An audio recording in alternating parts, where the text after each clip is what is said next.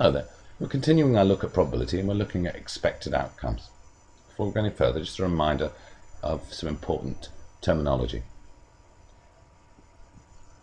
I'm going to talk about an event or events and also outcomes, and it's important we're clear on the distinction.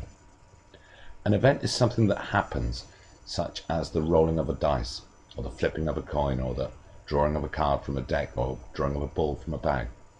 The outcome is what happens after the event. So if it was rolling a dice, an outcome might be that a 5 came up or a 2 came up. Flipping a coin, the outcome might be that a head came up, alternatively a tail came up. Or drawing a card, the outcome might be that a jack of diamonds came up.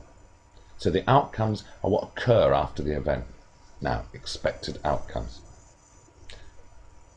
Let's look at the expected outcomes when we roll a dice, and we'll look in particular at how many 6s we expect. So here's our symbols for it. Probability of a 6.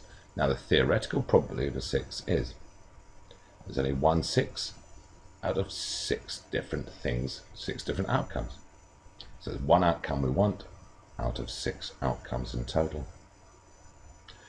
What happens when we roll the dice 30 times? In other words, the event occurs 30 times.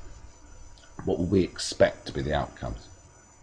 Well, what we do is this, and it's very important to say in the calculator paper, which Unit 1 is, to show where you're working.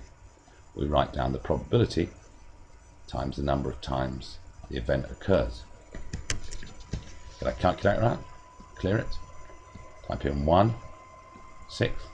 On the newer calculators, you'll have a button where you've got 2 rectangles separated by the fraction line, and on the display it'll be 1/6 times the number of events, and there we go, the expected outcomes are 5.